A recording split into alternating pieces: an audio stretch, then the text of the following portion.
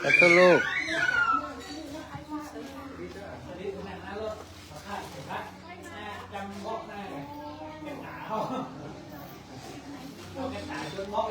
สาธุสาธุรถคนนี้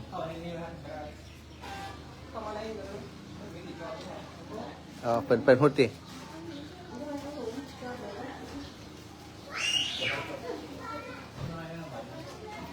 พี่โมฮันรับแขกหน่อยพี่โมฮันแขกมาพี่โมฮันแขกมาโมฮัน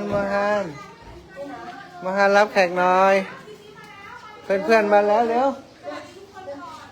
พี่โมฮันรับแขกหน่อยสาธุ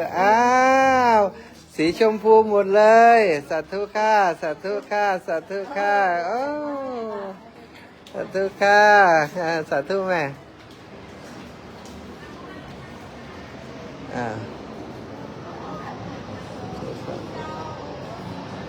สาธุคุณหมอ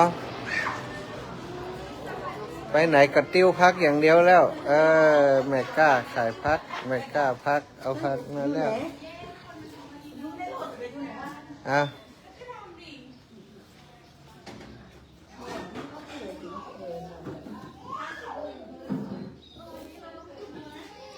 เข้ามาเลยถึงเจ้าแล้ว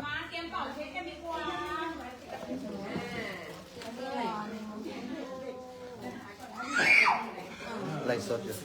กำให้ดู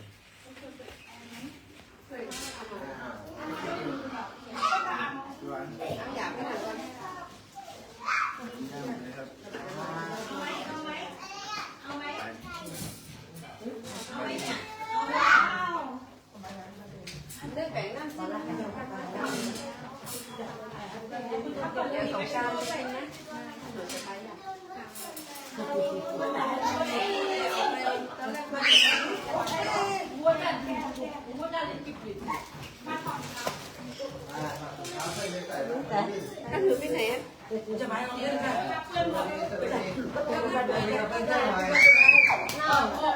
แผ่นดินไหวทำยังไงแผ่นดินไหวผู้เหนียวของเราจ้ะแผ่นดินไหวพี่ม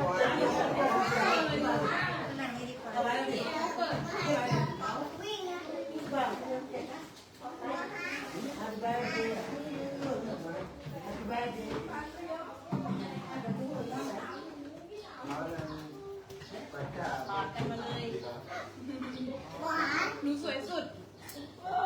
น้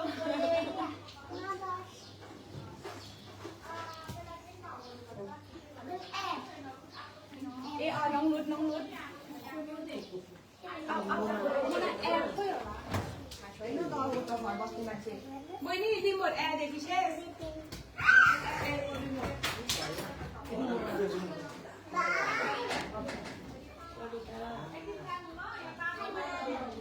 พี่สุเรนทำไมหน้าตาเป็นแบบนั้นผลไม้ไหมครับผลไม้เดี๋ยวอีกบ้านหนึ่งแล้วก็เราขอได้เลย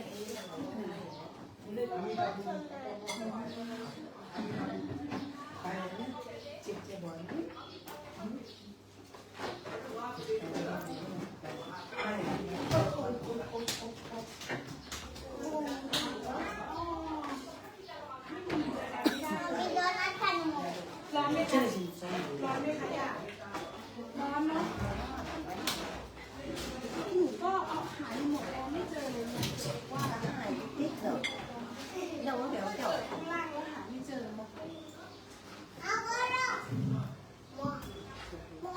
เอาด้านนี้ก็ได้นะคะ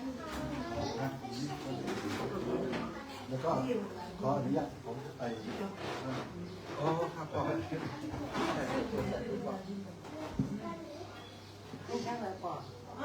ต้องหาต้องจ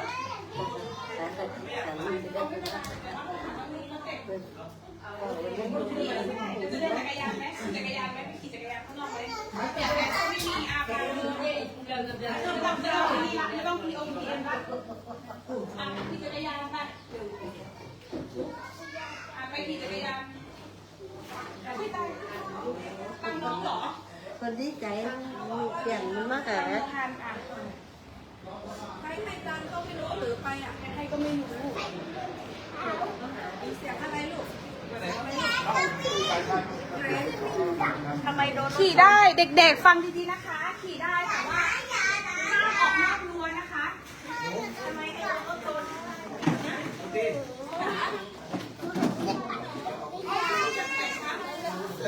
ของย่าอะไรแม่เหรอคะนี่ของใครของย่าอะไรใส่ไปของย่านี่ไอ้ของย่าทำใช่ไหมคะของย่าทำเหมือนเตรียมให้เอานี่มาให้ดีๆหน่อยมาอันนี้ที่กระโปรงระวังเลยฉันไม่ทะเลาะกันโมฮัน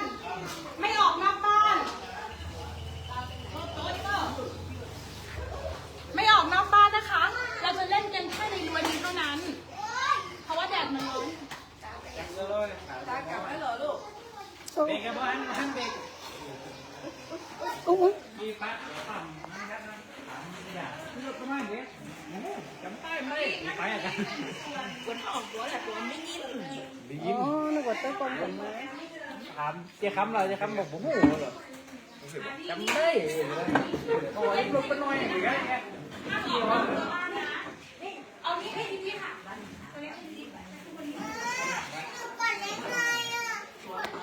ไม่มีรีโมทอะค่ะแบบไม่ได้ชาร์จเลย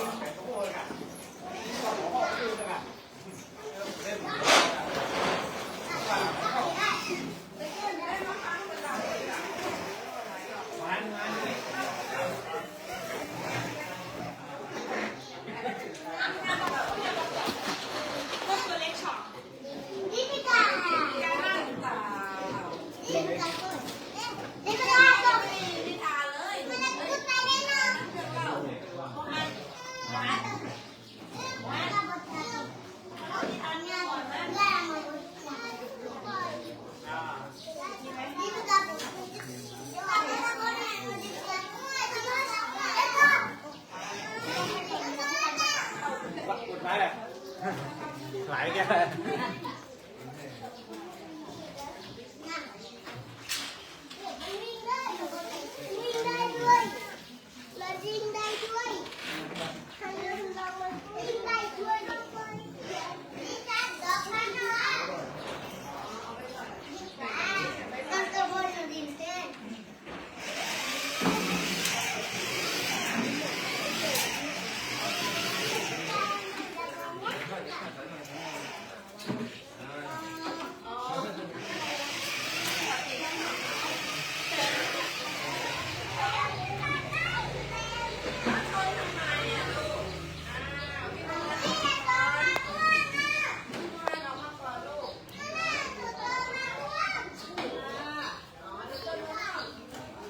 วัด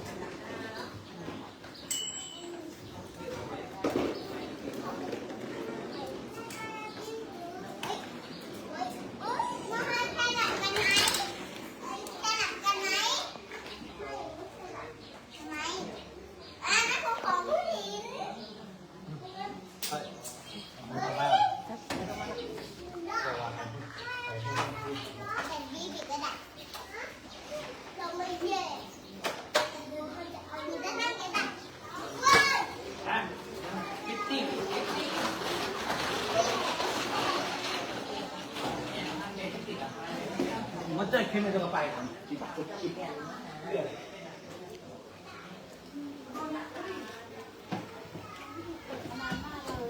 ตัวนี้มันไปแอบ